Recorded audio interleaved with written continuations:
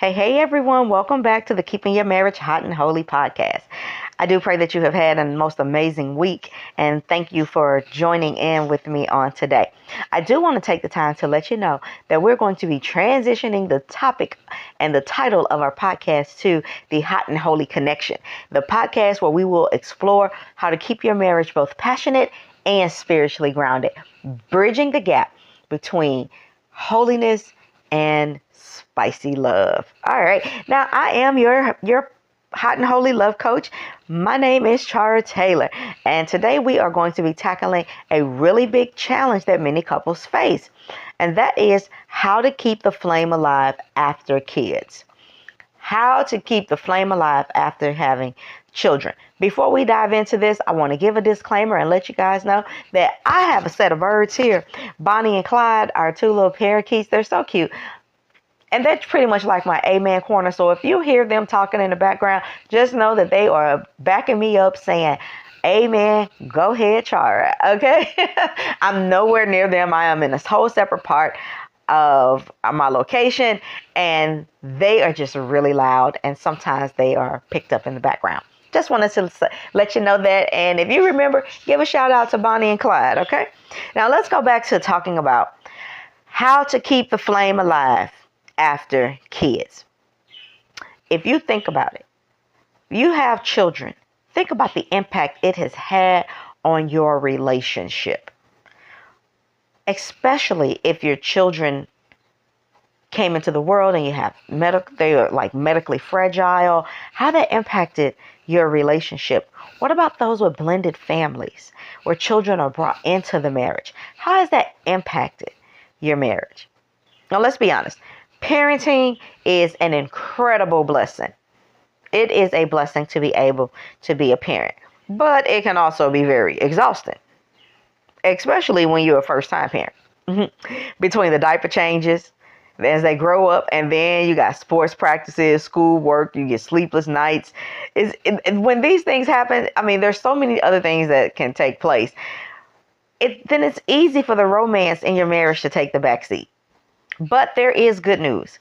Keeping the spark alive in your marriage is not only possible, but it is essential for your marriage and for your family. So today, here's what we're going to talk about. Why it's important to prioritize your marriage after kids. Some practical ways to stay connected emotionally, spiritually, and physically. How to include your kids in fostering a healthy marriage.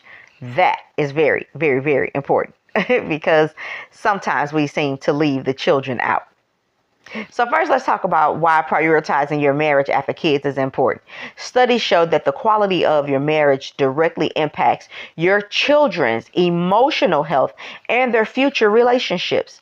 So one of the best gifts that we can give our children is a strong, loving relationship and partnership that they can look at, that they can see and want to model. Okay. Question you might have is, what does that look like practically? Here's some things to keep in mind. Marriage is the foundation of your family. So when you and your spouse are united, your whole house feels it. And when you and your spouse are disconnected, and there's disagreement and there's strife and there's contention, your household feels it. So whether good or bad, your household feels it. So we want to work towards them feeling more of the good than the bad. Number two is that connection takes intentionality. It does not just happen by osmosis, okay? You have to make time for it. You have to invest in the connection in your marriage. You have to invest in making sure you stay unified. There's so many different things vying for us and pulling for us and pulling for our attention, especially when we have children. It's okay to prioritize your spouse. You need to post that somewhere so that you can see it. It's okay to prioritize your spouse. Loving your spouse well does not take away from the love that you have for your children.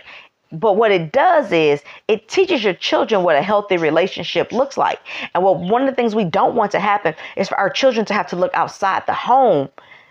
If there's two-parent family already, we don't want them to look outside the home for role models and to teach them what healthy relationships look like. I remember a season when my husband and I felt like roommates. Yes, it happened. It happens to the best of us. It had happened to the best of us so bad. We had even started sleeping in separate rooms and separate beds. I mean, we really were down to like the roommate phase. And then our child ended up being medically fragile and was sick constantly. So between the late nights of making sure that he hasn't spiked another fever, and then the late night feedings, and then a husband with stress, with work stress, and listen, we barely made time for each other. Like everything was happening and was pulling us away from one another. But then we committed to a weekly date night. And our weekly date nights are not like everybody else's weekly date nights. We intentionally schedule in-home weekly date nights where our son gets to see us, separate from him, and spend some time together.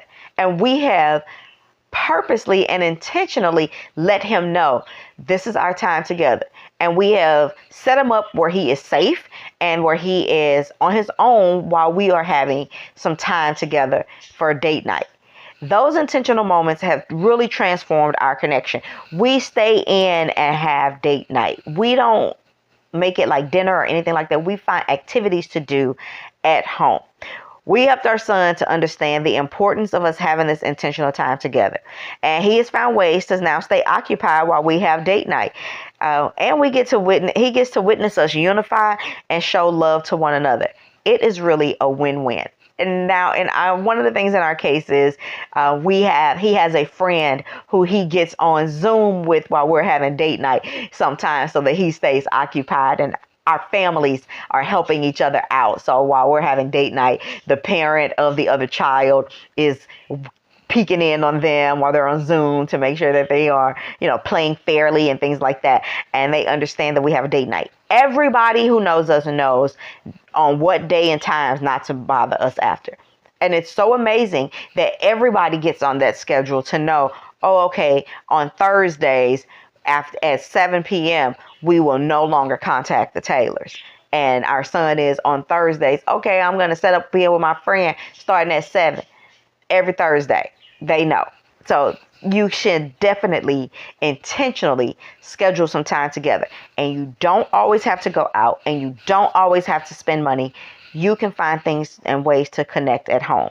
If you are struggling in that area, you will definitely want to follow us in February for our Hot and Holy Challenge. All right. So now let me give you some practical tips and action steps. All right. Let's get practical. I want to give you 5 ways to help keep the flame alive. And just talked about the first one, which is schedule regular alone time. And I just spelled it out that it really doesn't have to be extravagant. And if you can't fit in, we fit in like 3 to 4 hours that evening. If you can't fit that much time in, even 15 minutes a day of uninterrupted conversation or a movie night can work wonders. All right. The key is put it on your calendar and protect the time. Let everybody around you know, listen, this is our time together. All right. The second practical tip is to flirt daily. We have gotten out of the element of flirting. All right. So go ahead and start back flirting. Send each other sweet text messages during the day. Not always about bills or what's due, but send some sweet ones. Leave a love note. Still a quick kiss before the chaos begins. Small gestures remind your spouse that they are still number one. So you want them to know that they're still number one in your life. So go ahead and do small gestures. Flirt daily. Send kisses. Send hugs. Send emojis. Send the GIF, the gifts. Send memes. Send things to let them know that you're on their mind. They are on your mind. All right. The third practical thing is to pray together if you have the opportunity. I do understand that not all couples are in the same place spiritually.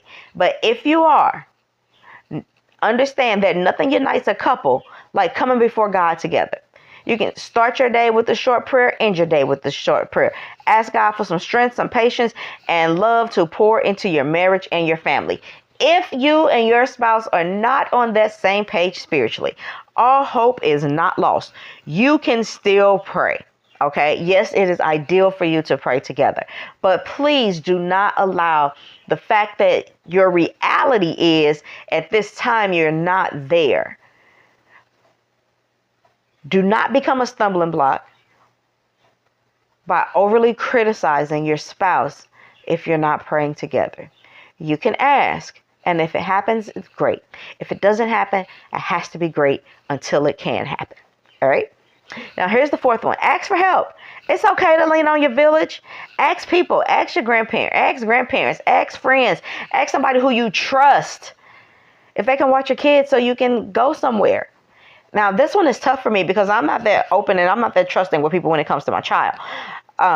So if you can get help, if you have that option where you can get help, then please get the help.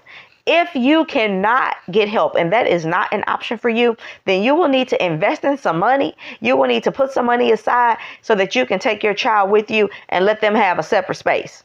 Okay, so if you need to go out, you guys want to get away, then get in the adjoining room and put that child in the next room so that you guys can still put them with everything that they need and put that child in the next room. Okay, that is something that we have to do because we don't have that kind of help, and it works wonders. And you need to understand that your relationship is definitely worth it.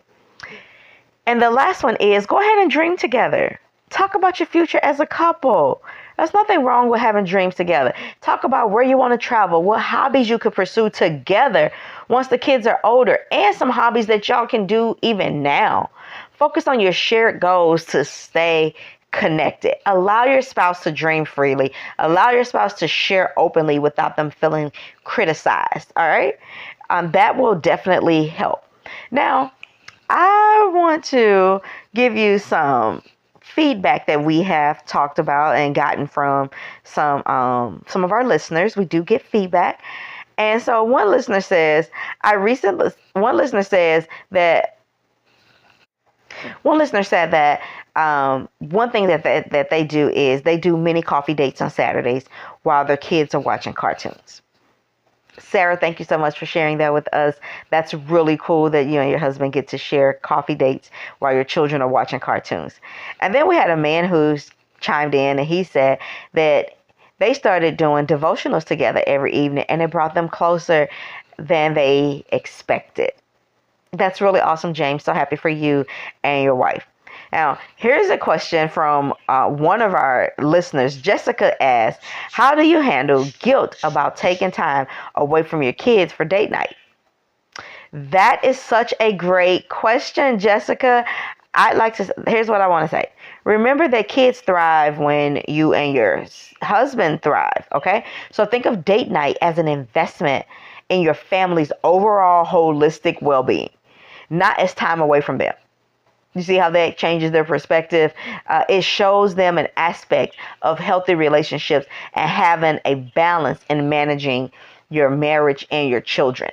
And if you talk to them and let them know that this is important to us, it's important for us, it's important for them, your children will begin to understand and be on the same page with you. All right. So we're coming down to the close. All right. And so let's just recap. Keeping the flame alive after kids, it takes intentionality, but it's worth it. You should schedule some alone time, flirt daily, pray together if you can, ask for help if that's an option, and dream together about your future. Those things will take your marriage a long way. Okay. Here's my challenge to you for this week. Plan one intentional moment of connection with your spouse, whether it's a date night, a heartfelt conversation, or a simple prayer. Make it happen. Make it happen. All right. Now that has been my time today. Thank you so much for joining me on the new Hot and Holy Connection. If you found this episode helpful, please, please, please share it with your friends. Leave a review and don't forget to subscribe and connect with us on all of our social media platforms. You can connect with us by going to my website at www.teamtaylorministries.com. And I want you to remember that a marriage that is both hot and holy is one of the best gifts you can give to your family. All right, y'all, I am praying for your marriage that it is filled with blessings and favors beyond measure. And even more than that, I am praying that your marriage is hot and holy. So until the next time, practice being 50 Shades of Free and Freaky and keep it hot and holy. Talk to you soon.